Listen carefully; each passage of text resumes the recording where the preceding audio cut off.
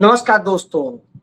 देश में लोगों का सरकार के प्रति, व्यवस्था के प्रति और न्यायपालिका के प्रति, मीडिया के प्रति, सबके प्रति आज विश्वास खत्म होता जा रहा है। लगातार अविश्वास की भावनाएं आ रही हैं और ये संस्थाएं, चाहे सरकार हो चाहे तमाम दूसरी संस्थाएं, ये भी अपने अहंकार में, और उस अहंकार का नतीजा है कि भारत के लोग अपना सब्र खोते हुए न्याय के लिए लड़ रहे हैं। न्याय की लड़ाई इस हद तक आ गई है कि अब सुप्रीम कोर्ट में भी गाली गलौज होने लगा।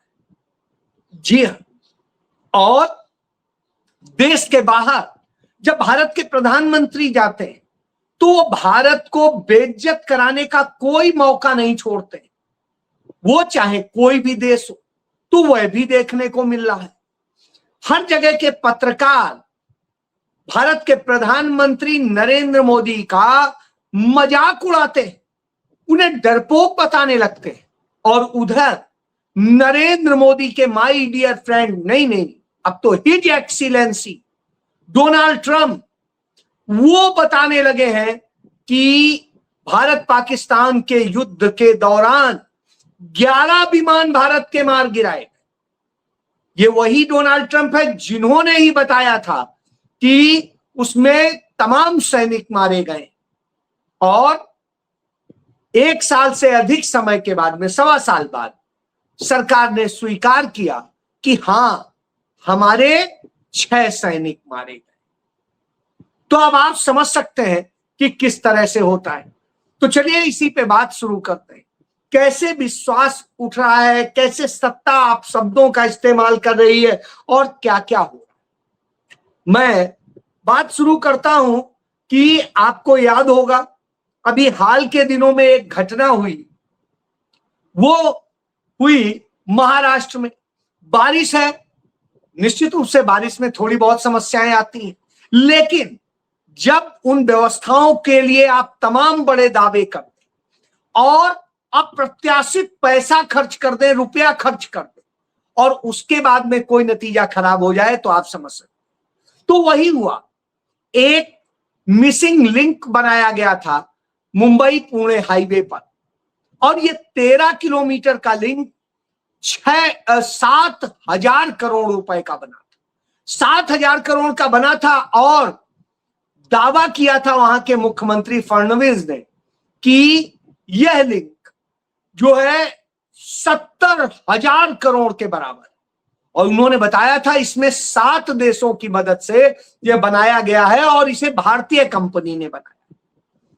लेकिन महंगा कितना बना है कि 1 किलोमीटर, जैसे सोने से भी ज्यादा महंगा हो, 1 किलोमीटर की जो लागत आई थी वो करीब 550 करोड़ की थी। 550 करोड़ की जो औसत लागत मानी जाती है वो 18 करोड़ रुपए मानी जाती है। इसी के इर्द गिर्द होती है, वो भी जमीन अमीन समेत।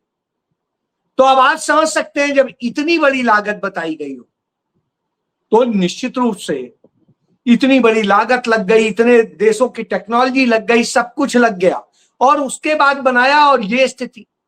वही डॉक्टर मनमोहन सिंह की सरकार के दौरान जो बनाया गया था सीलिंग, वो आज भी खड़ा है और बड़ी मजबूती के साथ उस स्थिति में है, और भी आगे खड़ा रहेगा। तो यही विषय था, इसे लोगों ने उठाया। इसके बाद में नांदेड़ में एक बनाया गया था पुल, और उसमें जो स्थिति थी उसमें भी हजारों करोड़ लगे थे, और वह भी ढह गया। जब ये सब कुछ हो गया, लोग इस पर सवाल करने लगे, तो बिल्लाते हुए देवेंद्र फडणवीस विधानसभा के भीतर गाली देने लगे, किसी को कुत्ता कहने लगे, मतलब आप जो शब्द इस्तेमाल नहीं करने चाहिए उस तरह के शब्द इस्तेमाल किए। जब वो इस तरह के शब्द इस्तेमाल करते हैं, स्वाभाविक सी बात है, इसका मतलब है उनके पास जवाब नहीं है। वो गाली देकर, धमकाकर, डराकर चुप कराना चाहे, क्योंकि उनके अंदर कोई व्यवस्था सुधर नहीं।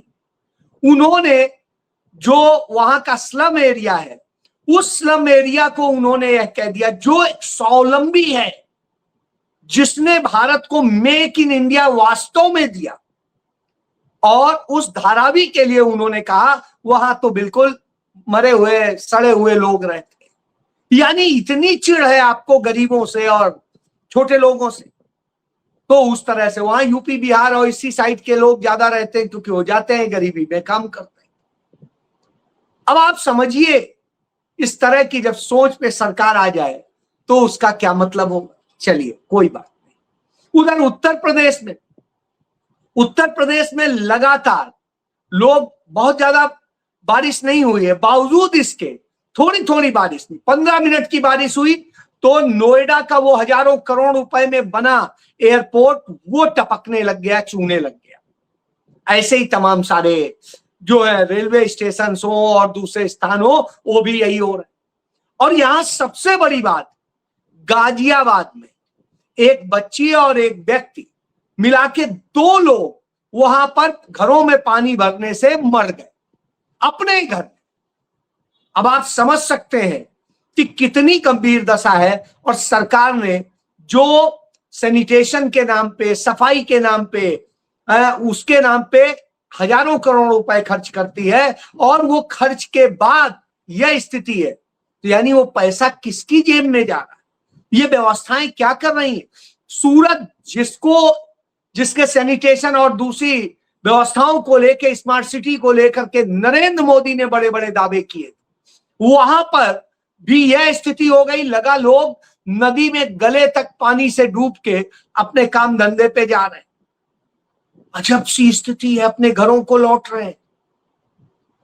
ये देख के भी किसी को शर्म नहीं आ रही, कुछ नहीं आ रही, तो लोगों का असंतोष फूटता है, जगह जगह इस पर गुस्सा आता है, और ये गुस्सा हमें देखने को मिलता है। कहीं पे बसें घुस जा रही हैं गड्ढों में, कहीं कारें घुस जा रही हैं, कहीं कुछ हो जा रहा है, और ये सारी घटनाएं भाजपा शासित राज्यों में ही हो, कहीं और नहीं हो। यानी बाढ़ की विभीषिका के कारण नहीं है कोई स्थिति, यह इसलिए है क्योंकि व्यवस्थाओं को सही से संभाला नहीं गया। इसके कारण स्वाभाविक सी बात है गुस्सा होगा। एक चीज देख लीजिए, इस मिसिंग लिंक के बारे में भी पैसा ले लेकर सोशल मीडिया पर लिख रहे थे, उनको भी कह देना चाहता हूँ, अगर महाराष्ट्र का अपमान करोगे छोड़ूंगा नहीं। ये आप सोचिए, अब ये महाराष्ट्र का अपमान क्या कर रहे हैं, सही बात बता रहे हैं तो महाराष्ट्र का अपमान हो गया। तो साहब ये स्थिति है, गालियां देना, इस तरह के शब्द इस्तेमाल करना।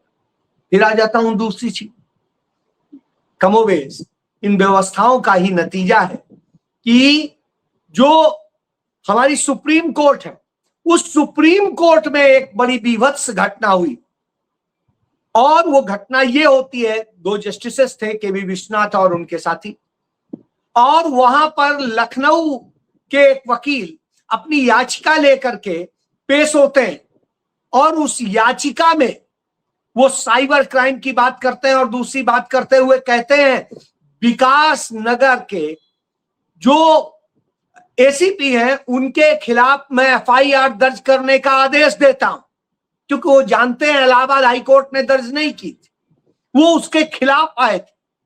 इसलिए वो अदालत को कहते हैं, और वो अदालत को यह भी कहते हैं कि जुडिशियल सर्वेंट यानी न्यायिक सेवक, वास्तव में यदि संवैधानिक दृष्टिकोण से कहेंगे तो उन्होंने सही शब्द यूज किया, लेकिन आदेश देने का अधिकार इन्हें नहीं था, आदेश तो कोर्ट ही दे। तो अब आप समझिए यह स्थिति है, और जब यह स्थिति होती है तो इसके बाद में वो कुछ और बात होती है, जज कुछ और टोकते हैं, तो गुस्से में वो सारी अपनी फाइल के कागज उछालते हैं, और उसके बाद में देख लीजिए ये घटना है, क्रम है, यहां पर क्या है, वो उछाल रहे हैं, और उसके बाद में yes Pratap, yes Mr. Judicial Servant, I order you to order the registration of FIR against ACP Vikas Nagar Lucknow and Duplex Technologies and the Sovereign and Duplex Technology Services for running cybercrime syndicate and across the country. That's all from my side. Everything is on record in 185 pages of the file. And that's all from my side. And these are few papers I have. So I think short. ये दे देना माता। अब आप समझ सकते हैं कि इस तरह के शब्द इस्तेमाल यदि कोई करने के लिए मजबूर हो रहा है तो क्यों हो रहा है? क्योंकि उसका व्यवस्था पर से विश्वास उठ गया है। वो गाली दे रहा है सीजीआई, निश्चित रूप से उस पर कार्रवाई हो सकती है, कंटेम्प्ट ऑफ कोर्ट हो सकता है और कुछ भी हो सकता है, वो जानता है। लेकिन आज वो इसके लिए मजबूर हो गया है कि आप सजा कर दें, आप कुछ कर दें, हमें मंजूर है, क्योंकि जो हालत हो गई है वो हालत बर्दाश्त से बाहर है। और ऐसी स्थिति में आप समझ सकते हैं कि क्या हालत है। तो ये स्थितियां हैं जब लोग मर रहे हो और ये हो रहे हैं। ये भी देख लीजिए, ये दोनों वो है जो महाराष्ट्र वाले हैं। और इसके बाद में इसी तरीके से जो हो रहा है, लगातार हो रहा है, ये एक चीज नहीं। तो जब इस तरह की घटनाएं होती हैं तो स्वाभाविक सी बात है, एक विश्वास खत्म हो जाता है। और वो विश्वास खत्म होता जब दिख रहा हो, ये सूरत की भी तस्वीर देख लीजिए, ये सूरत है, कुदरत का कहर, ये स्थिति बना दी गई है।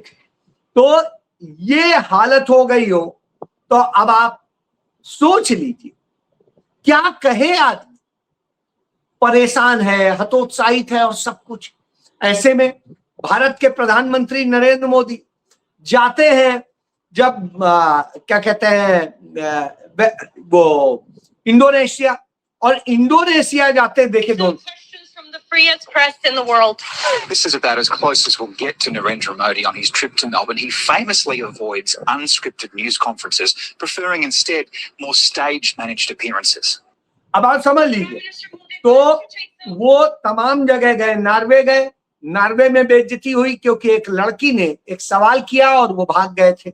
और इसी तरीके से ऑस्ट्रेलिया में पत्रकार कह रहा है, जहां नरेंद्र मोदी मौजूद है, कि नरेंद्र मोदी स्क्रिप्टेड उस पे तो होते हैं, और जहां पर स्वतंत्र तौर पे पत्रकार सवाल करने की स्थिति में होते हैं तो वो भाग जाते हैं, उससे दूर बचते हैं। अब आप सोच रहे हैं कि यह स्थिति नरेंद्र मोदी ने ला दी है कि पूरी दुनिया में लगातार यह कहा जा रहा है कि नरेंद्र मोदी ने भारत को किस तरह का बना दिया है। वो वहां पर, वहां के जो प्रधानमंत्री हैं, वो नरेंद्र मोदी को वहां के विपक्ष के नेता के भी साथ उतने ही इज्जत से मिलवाते हैं। भारत में कोई विदेशी डेलीगेट्स आता है तो नरेंद्र मोदी और उनकी सरकार मिलवाने से रोक देती है। वो कहती है कि विपक्ष के नेता से मत मिलिए। और वहां पर वही परंपरा होती जो कभी भारत में भी हुआ करती थी, कोई विदेशी डेलीगेट्स आता था तो भारत में विपक्ष के नेता से मिलता था।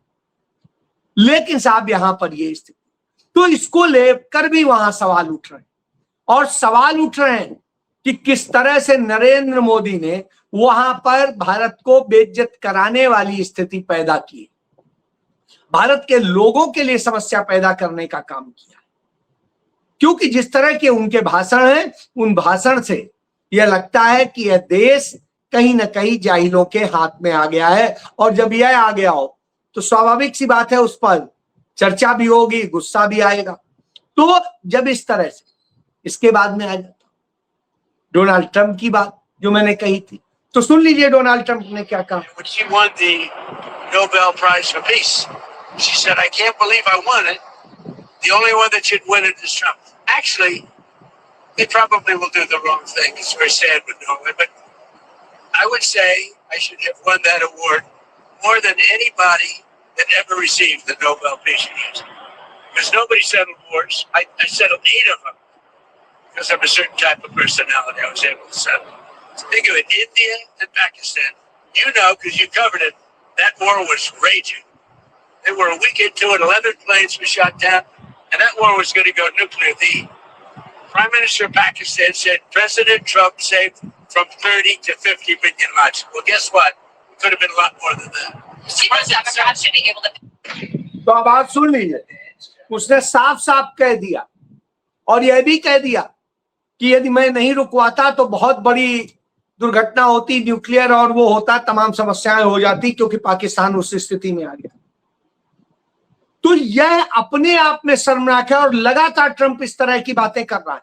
लेकिन हमारे प्रधानमंत्री जब उससे मिले तो क्या बोले थे? 6 बार, एक बार नहीं 6 बार हिज एक्सीलेंसी। कभी भी भारत के किसी प्रधानमंत्री ने कभी भी अमेरिका के किसी राष्ट्रपति को हिज एक्सीलेंसी नहीं कहा। लेकिन नरेंद्र मोदी कह रहे हैं, जैसे नरेंद्र मोदी उनके अधीन कोई एक राज्य के प्रतिनिधि हो। जब इस तरह की स्थितियां होती हैं तो स्वाभाविक सी बात है सवाल। और इतना हम अपमान सहने के बाद अमेरिका क्या कर रहा है?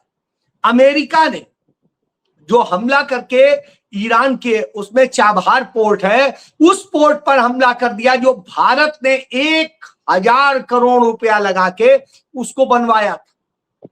उस पोर्ट को उसने तबाह कर दिया। उस पर जब अटैक करता है, उसे तबाह करता है, तो हमें सवाल उठाना चाहिए, भाई आप वो करिए। आप हमें एक तरफ कहते हो कि हम आपके मित्र हैं और दूसरी तरफ ये किया जा रहा है, फिर भी हमारे प्रधानमंत्री नहीं बोल पाते हैं। इन सब कारणों से ही भारत के प्रधानमंत्री को दुनिया में डरपोक प्रधानमंत्री की तरह से वो किया जाता है। और अब तीसरी भी चीज सोच लीजिए, अब जो राम मंदिर में चोरी की गई है, राम धन के चढ़ावे की और सारी चीजों की, उसको लेके गूंज पूरी दुनिया में गूंजने लगी है।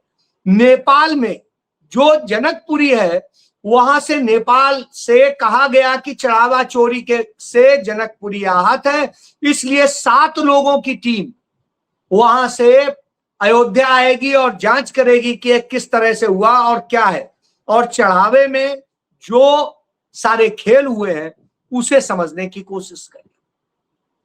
अब आप ये समझ सकते हैं कैसे चोरी की गई, कैसे किया गया, और सारे पूरी दुनिया में बेइज्जती। भारत के भीतर 50 जगह कांग्रेस पार्टी ने 50 जगह पर प्रेस कॉन्फ्रेंस करके चढ़ावा चोर गद्दी छोड़, और इस तरीके से इसको लेकर के प्रेस कॉन्फ्रेंस करके कांग्रेस पार्टी ने सभी जगह ये तथ्य रखे हैं जनता के सामने कि आप जान लीजिए, जो लोग भगवान का नाम लेकर के आए, जो आकर के जिस तरह से तमाम साजिशें रचते हैं और सारी चीजें हैं, तो वो लोग असल में न राम के हैं, न आपके धर्म के हैं, न किसी चीज के। वो सिर्फ पैसे के हैं, संपत्ति के हैं और इन सब के, आपके नहीं। आपके लिए वो कुछ नहीं करे। तो यह जब स्थिति खड़ी हो तो समझा जा सकता है कि कैसे आपको बर्बादी में ढकेला गया है और खुद पूरा एंजॉय किया जाए। भारत को जगह जगह बेइज्जत होना पड़ा है, जगह जगह स्थितियां खराब, लोग मर रहे हैं। अब तक जो ये बारिश के कारण जो अव्यवस्था हुई है, नगर निगम की अव्यवस्थाओं के कारण लोग मरे, कोई भी व्यक्ति इस कारण से नहीं मरा। यहां पर 2 घटनाएं हुई जहां प्राकृतिक कारणों से मौत हुई, लेकिन बाकी कहीं पर भी नहीं मरे हैं। जो मरे हैं वो नगर निगमों की लापरवाही के कारण मरे हैं, नहीं उनके भ्रष्टाचार के कारण मरे। जो सफाई के नाम पे उन्होंने पैसे खर्च किए, लेकिन असल में हुआ नहीं। पानी इतना भर गया, जाम कर गया कि लोग मौत के मुंह में चले गए। अब जिसके घर का बच्चा या व्यक्ति मरता है, वही वो दर्द समझ सकता है। तो अब तक पूरे देश में 150 लोग मर चुके हैं। सोचिए, अभी बारिश का पूरा सीजन भी नहीं आया और 150। और राम मंदिर का भी समझ लेना चाहिए। राम मंदिर का इसलिए कह रहा हूं क्योंकि राम पथ चिल्लाते हैं। ये देख लीजिए राम पथ,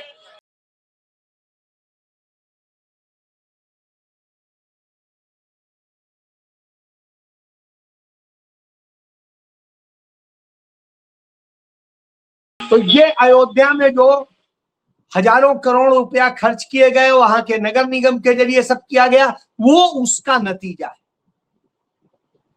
तो ऐसी स्थिति में गुस्सा लोगों का लाजमी है और वही दिखाई दे रहा है।